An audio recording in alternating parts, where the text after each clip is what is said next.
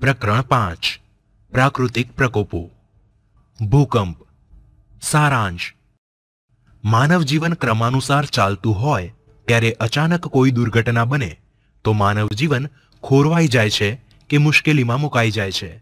જ્યારે આવી દુર્ઘટના બને ત્યારે આપણે તેને આપત્તિ તરીકે ઓળખીએ છીએ. માનવ જીવનને નુકસાન પહોંચાડતી આપત્તિના પ્રકાર વિશે ચાર્ટ દ્વારા સમજીએ. આપત્તિના મુખ્ય બે પ્રકારો છે: કુદરતી આપત્તિ અને માનવ સર્જિત આપત્તિ. કુદરતી આપત્તિના બે પ્રકારો છે. એક, જેની આગાહી કરી શકાય તેવી આપત્તિ, જેમાં પૂર, વાવાઝોડું, દુષ્કાળ અને સુનામીનો સમાવેશ થાય છે. જ્યારે બીજી, જેની આગાહી શક્ય ન હોય તેવી કુદરતી આપત્તિ, જેમાં ભૂકંપ, જ્વાળામુખી અને જંગલની આગનો સમાવેશ થાય છે.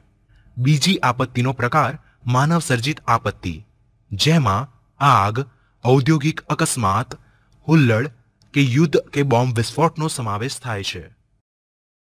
સૈદ્ધાંતિક સમજ.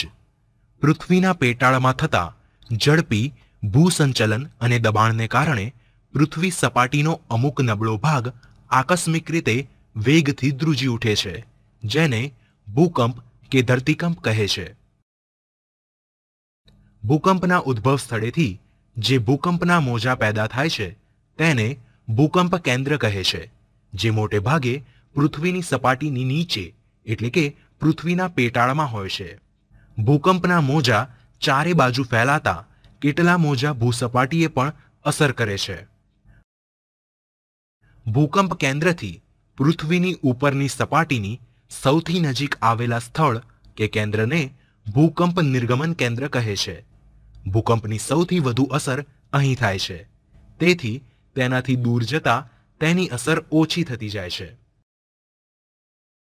પૃથ્વીનું કેન્દ્રબિંદુ ભૂસપાટીથી લગભગ 6378 કિલોમીટર જેટલું દૂર છે.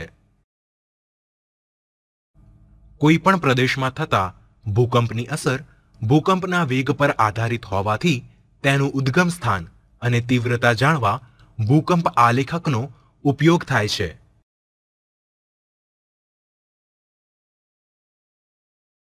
એક, જ્વાળામુખીજન્ય ભૂકંપ. 2, વિભંગજન્ય ભૂકંપ. અને 3, ભૂસંતુલનજન્ય ભૂકંપ. જ્વાળામુખી. સારાંશ. અલાસ્કાના એલ્યુસિયન ટાપુઓ પર આવેલ પૃથ્વીની સપાટી પર રહેલ જ્વાળામુખીનો પ્રારંભિક હિસ્સો અત્યંત દાહક પીગળેલા ખડકો, રાખ અને વાયુઓનો બનેલો છે, જે સપાટીની નીચે હોય છે. જ્વાળામુખીમાં ફેરફારના કારણે બહાર નીકળેલા પથ્થરોથી પર્વતો રચાય છે.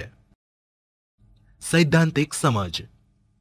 જ્વાળામુખી એટલે પૃથ્વી સપાટીના નબળા ખડક સ્તરોમાં પડેલી ફાટ કે છિદ્ર. પેટાળનો ધગધગતો લાલચોળ મેઘમાં વિવિધ કદ અને આકારના ખડક, રાખ, વરાળ અને અન્ય વાયુઓ પૃથ્વી સપાટી પર ધસી આવે છે. મેઘમાની નીચે રહેલા ભારે વાયુઓ મેઘમાને ઉપર તરફ ધકેલે છે અને આ ઉપરના નબળા ખડક સ્તરોની તિરાડો કે ફાટ દ્વારા પ્રવેશેલા પાણીની વરાળ થાય છે. આ જ્વાળામુખી પદાર્થો નીચે પડતા શંકુ આકારના ઢગની રચના કરે છે. જો વરાળ અને વાયુઓનું પ્રમાણ વધારે હોય અને ભૂસપાટી પર સાંકડું છિદ્ર હોય તો ભયંકર વિસ્ફોટ થાય છે. પરંતુ જો વરાળ અને વાયુઓનું પ્રમાણ ઓછું હોય અને ભૂસપાટીની લાંબી ફાટમાંથી પ્રસ્ફોટન થતું હોય તો લાવા ધીમે ધીમે બહાર નીકળી પથરાય છે. માઉન્ટ એટના અને સ્ટ્રોમ્બોલીના વિસ્ફોટો નિહાળનાર અને વિસુવિયસના મુખની મુલાકાત લઈને પૃથ્વી પરના મંતવ્યો પ્રકાશિત કરનારા કિર્ચરે તેની કેન્દ્રીય આગ માટે સલ્ફર, બિટ્યુમિન અને કોલસો સળગવા જેવા જુદા જુદા કારણો દર્શાવ્યા હતા. જ્વાળામુખીના પ્રકારો. 1, સક્રિય જ્વાળામુખી. મેગ્માટિક વોલ્કેનોને વર્ગીકૃત કરવાના યોગ્ય માર્ગ કે જેમાં તેનું સમયાંતરે ઇરપ્શન કરવામાં આવે છે, જેને સક્રિય જ્વાળામુખી કહે છે. દાખલા તરીકે ઇટાલીના જ્વાળામુખી. 2, સુષુપ્ત જ્વાળામુખી. જે જ્વાળામુખી ફાટે ઐતિહાસિક સમય વીતી ગયો હોય તેને સુષુપ્ત જ્વાળામુખી કહે છે. દાખલા તરીકે ફ્યુજિયામાં આવેલો જ્વાળામુખી. 3. મૃત જ્વાળામુખી. જે જ્વાળામુખી એકવાર ફાટ્યા પછી ક્યારેય ફરી થતું નથી તેને મૃત જ્વાળામુખી કહે છે. દાખલા તરીકે સ્કોટલેન્ડમાં થયેલ એડિનબર્ગ. ભારતમાં અંદમાન અને નિકોબારના દ્વીપ સમૂહમાં જ જ્વાળામુખી આવેલો છે. જ્વાળામુખીનો વિસ્ફોટ જે પ્રદેશમાં થયો હોય ત્યાંના સ્થાનિક વિસ્તારમાં ભયંકર જાનહાનિ થાય છે. બીજી બાજુ જોઈએ તો જ્વાળામુખીથી ઘણા ફાયદા થાય છે. લાવા પથરાતા જમીન ફળદ્રુપ બને છે.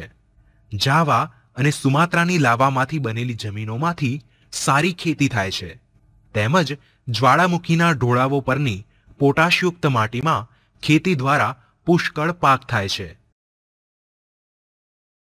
આવા વિસ્તારના ગરમ પાણીના જરામાં જંતુનાશક દ્રવ્યો હોવાથી ચામડીના રોગમાં અસરકારક નીવડે છે.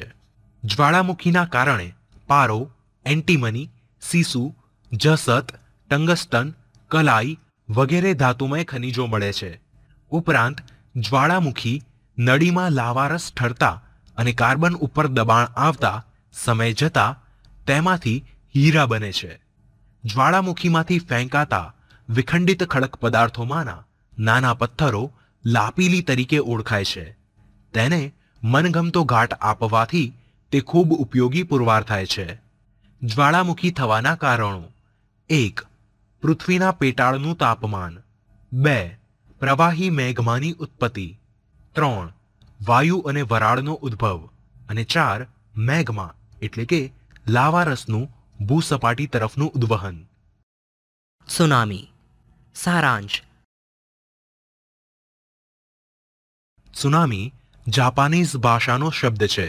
ત્સુ એટલે બંદર અને નામી એટલે મોજા. સમુદ્રના તળિયે ભૂકંપ થવાથી સમુદ્રની સપાટી પર ખૂબ શક્તિશાળી વિનાશક મોજા ઉત્પન્ન થાય છે, જેને ત્સુનામી કહે છે. તે ઊંચા અને અસાધારણ લંબાઈના હોય છે. સૈદ્ધાંતિક સમજ: ત્સુનામી મોજાની લંબાઈ આશરે 700 થી 1600 કિલોમીટર જેટલી હોય છે અને તે ખૂબ જ ઝડપી અને લાંબુ અંતર કાપનાર હોય છે. તેથી પાણી ઝડપથી કાંઠા પર ઊંચે સુધી ચડી જાય છે અને મોટી હોનારત સર્જે છે. જે 11 માર્ચ 2011માં જાપાનમાં જોવા મળ્યું હતું. વંટોળ અને ઝંઝાવાતથી મોટા અને શક્તિશાળી મોજા ઉત્પન્ન થાય છે, જેનો આકાર તોફાન શમી ગયા બાદ બદલાતા ઊંચા અને લાંબી તરંગ લંબાઈના મોજામાં પરિવર્તિત થાય છે.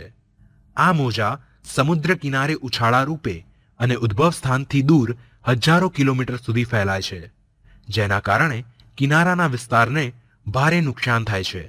આથી તેને પ્રલયકારી મોજા પણ કહે છે. ઘણી વખત સમુદ્ર કિનારે ઊંચી જગ્યા પરથી મોટો ખડક કે હિમશિલા અચાનક સમુદ્રમાં પડવાથી પણ પ્રલયકારી મોજા ઉત્પન્ન થાય છે. પૂર. સારાંશ. પૂર શબ્દ જૂના અંગ્રેજી ફ્લોડ પરથી આવ્યો છે, જે જર્મનિક ભાષા જેવો લાગે છે. ધી ફ્લડ શબ્દ સનાતન પાણીના કદ વધારાનો ઉલ્લેખ કરે છે, જેનું વર્ણન જીનેસિસમાં બાઇબલમાં કરવામાં આવ્યું છે. સૈદ્ધાંતિક સમજ: જ્યારે નદીની ક્ષમતા ઊંચી હોય અને તેની ઉપરથી પાણી વહેવા માંડે ત્યારે તે માર્ગથી અન્ય દિશામાં અને વાંકી ચૂકી વહે છે, જેના કારણે તે કિનારાના રહેણાંકો અને વ્યવસાયોને નુકસાન પહોંચાડે છે. ત્યારે નદીઓમાં પૂર આવ્યું તેમ કહેવાય છે. બીજા શબ્દોમાં કહીએ તો નદીમાં એકાએક આવતા ધસમસતા પાણીના પ્રવાહને પૂર કહે છે. પૂર આવવાના કારણો: 1. ચોમાસામાં જો નદીના ઉપરવાસમાં ધોધમાર વરસાદ પડે તો પૂર આવે. 2. કોઈ નદી પરનો બંધ તૂટે ત્યારે નદી કિનારા તેમજ નીચાણવાળા વિસ્તારમાં પૂર આવે છે. પૂરના મુખ્ય પ્રકારો: 1. નદીના પૂરો. ધીમા પ્રકારો: ભારે પવનને કારણે ભારે વરસાદ પડતા ઉદ્ભવતા પૂર. ઝડપી પ્રકારો: ગરમીને કારણે બરફ ઓગળવાથી પરિણમતા પૂર. 2. ખાડી પૂર. તોફાની પવનને કારણે દરિયાઈ મોજાના મિશ્રણથી ઉદ્ભવતું પૂર. 3. દરિયાઈ પૂર. ભારે દરિયાઈ તોફાન અથવા અન્ય પરિબળોને લીધે થતા પૂર. 4. વિનાશકારી પૂર. ડેમ તૂટવાથી કે અન્ય નુકસાનકારક પરિબળને કારણે. 5. કાદવવાળું પૂર. કાદવવાળું પૂર પાકની જમીન ધોવાણમાંથી ઉત્પન્ન થાય. પૂરના ફાયદાઓ. પૂર માનવીની રોજિંદી અને આર્થિક પ્રવૃત્તિઓ પર અસર કરે છે. તેમ છતાં તે ઘણા ફાયદા કરાવે છે, જેમ કે જમીનને ફળદ્રુપ બનાવે છે. જમીનમાં ખામી હોય તો તેના પોષક તત્વો પૂરા પાડે છે. દુષ્કાળ કે અનાવૃષ્ટિ. વરસાદ ન આવવાથી ખોરાક પાણીની અછત સર્જાય છે અને જમીનમાં પાણી સુકાઈ જાય છે. તે પ્રક્રિયાને દુષ્કાળ કહે છે. દુષ્કાળની પરિસ્થિતિ ત્યારે સર્જાય છે જ્યારે કોઈ વિસ્તારમાં સરેરાશ વરસાદ કરતાં સતત ઓછો વરસાદ પડતો હોય. દુષ્કાળના કારણો. વન નાબૂદીકરણ, વધુ પડતી ખેતી અને વધારે પડતી સિંચાઈ. દુષ્કાળ ન થાય તેના ઉપાયો. વરસાદી પાણીનો સંગ્રહ, પાણીનો પુનઃવપરાશ અને પાકની ફેરબદલીનું સાવચેતીપૂર્વક આયોજન. વાવાઝોડું. સારાંશ. વાવાઝોડું એ પવન દ્વારા ઉદ્ભવતું તોફાન છે, જેને ચક્રવાત કે વંટોળ દ્વારા પણ ઓળખવામાં આવે છે. સૈદ્ધાંતિક સમજ.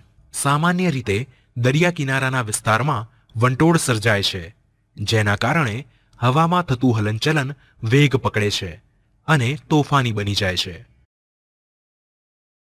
આ હવાના તોફાનો મર્યાદિત સમયગાળા અને વિસ્તારમાં અસર કરે છે, જેને હરિકેન, ટોર્નેડો, વંટોળ વગેરે નામથી ઓળખવામાં આવે છે. દાવાનળ.